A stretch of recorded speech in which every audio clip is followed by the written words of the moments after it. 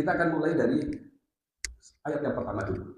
A'udzubillahi minasyaitonirrajim. Bismillahirrahmanirrahim. Wa atun nisaa shadaqatihinna nihlah. Dan berikanlah kepada para perempuan mahar mereka sebagai pemberian yang tulus. Ini ada dalam surat An-Nisa ayat 4. Mari kita, ini pangkal dulu ya, pangkalnya di sini. Kita mulai dari pilihan kata. Wa atu, yang berasal dari kata-kata ya. Itu artinya pemberian, sama dengan kata ato itu juga pemberian, tapi beda penggunaannya. Waktu zakat gitu ya, pemberian zakat itu nggak perlu pakai ucapan terima kasih bagi penerimanya, karena itu pemberian atas haknya. Zakat itu hak ya, oleh karena itu nggak wajib untuk ucapan terima kasih, syukron, jazakumullah, nggak wajib ya. Dan yang ngasih juga nggak usah baper, dikasih zakat diem saja gitu ya, nggak usah baper. Tentu lebih baik kalau dengan dibalas dengan jazakallah, jazakillah gitu ya. Itu seperti itu. Tapi yang ingin saya katakan itu di sini digunakan wa'atun nisa, berikanlah haknya. Jadi memang itu hak kepada siapa? Kepada nisa langsung ada maf'ul bih yang syarif gitu ya. Ada objeknya. Siapa yang berhak menerima mahar itu?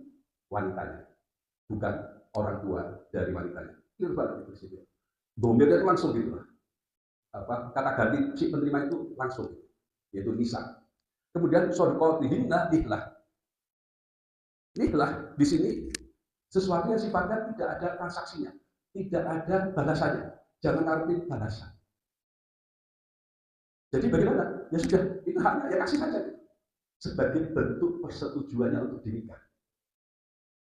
Jadi dalam konteks Islam itu, walaupun bapaknya nerima mahar dari seorang, anaknya nggak terima, berarti anaknya nggak dinikah.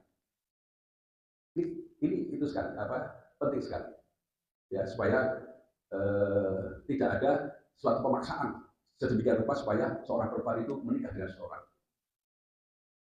Saya pernah mendengar dari Ustadz bin Al-Ilyas, Profesor bin Al-Ilyas ya, itu yang namanya orang tua dan anak itu, terutama anak laki-laki ya, sama-sama punya hak veto ya, hak untuk usul dan hak untuk menolak. Jadi orang tua berhak mengusulkan, kamu mau nikah dengan si anu itu boleh, tapi anaknya juga berhak menolak. Anaknya juga begitu, saya ingin nikah dengan ini, anaknya, anak laki-laki berhak ditolak juga ya. Itu seperti itu. Jadi ada keseimbangan seperti itu. Nah, kembali ke masalah mahar tadi itu merupakan hak si wanitanya, jangan menjadi salah kaprah. Zaman dulu itu adalah hak dari si laki-lakinya. Yang repot karena dianggap hak orang tua laki-laki dari si wanita, terus dia yang menetapkan, saya maunya maharnya berupa uang sekian, saya maunya berupa ini itu. Bukan yang perempuan yang meminta. Bahkan kadang-kadang yang meminta, yang perempuan itu meminta sesuatu yang lain, orang tua minta yang lain pula. Kadang-kadang permintaan dari yang orang tua itu terlalu besar, yang perempuan nggak tega dengan calon suaminya, kok jadi sebesar itu, nggak bisa. Dua yang menikah itu sopo. Salah kaprah ini sejak dari sini. Itu seperti itu. Jadi betul-betul nihlah, dan kepada si atun nisa, berikan kepada wanita itu adalah nisa di situ adalah si wanita yang akan menikah. Lebih lanjut kata nihlah itu, karena tidak digunakan kata yang lain seperti kompensasi atau saman harga. Kita tahu ya di Al-Quran banyak samanan oli dengan harga yang rendah gitu ya. Jangan menjual ayat-ayat Al-Quran dengan harga yang rendah gitu kan. Saman gitu kan. Ada lagi badal pengganti. Enggak. Allah tidak menggunakan redaksi atau diksi pilihan kata seperti itu. Allah menggunakan nihlah. Dengan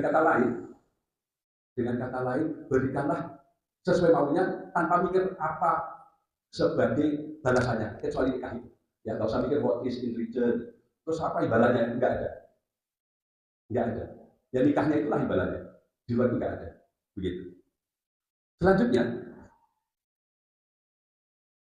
kita tahu bahwa pernah ada suatu percakapan dalam mimbar tentang besarnya mahar. Waktu itu Khalifah Umar bin Khattab berdebat dengan seorang wanita. Umar itu mengatakan, hendaknya para wanita itu jangan mengambil mahar lebih dari 400 dirham. Para sahabat dahulu itu atau Nabi pada waktu itu ya, dan Rasul dan para sahabat itu ambil itu hanya sekitar 400 dirham. 400 dirham itu kalau saat itu ya sekitar 1,9 juta, nggak sampai 2 juta kalau hari ini gitu ya. Janganlah kalian meminta lebih dari itu, kata Umar. Awas, kira-kira gitu. Kalau aku dengar ada di antara kalian yang minta lebih dari itu, kira-kira.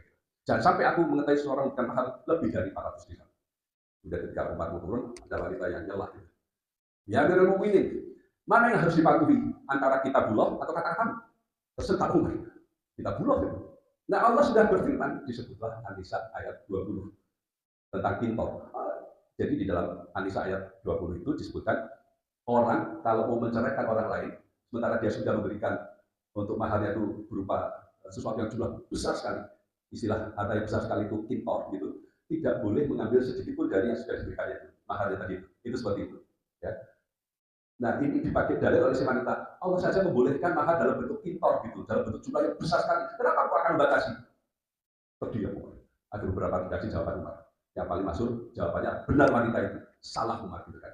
Ada lagi yang menyebutkan meriwayatkan seorang wanita telah benar dan seorang laki-laki telah salah. Ada lagi yang mengatakan seluruh orang fakih kecuali Umar gitu. Ya, macam-macam lah. Tapi ini kemudian menjadi satu ibrah bahwa seorang Amirul Mukminin yang telah mengalahkan Romawi Timur itu boleh saja ditentang di depan orang banyak, bahkan oleh seorang wanita lemah gitu. Jangan coba-coba hal itu dilakukan di masa ini. Kalau tidak pengen disiram air keras. Nah, ini saya tidak ikut apa-apa loh, ya, ikut aja air keras loh, ya Pak Dokter ya. Itu seperti itu. Ya. Ini kemudian dikembangkan menjadi bagaimana berdewasaan dalam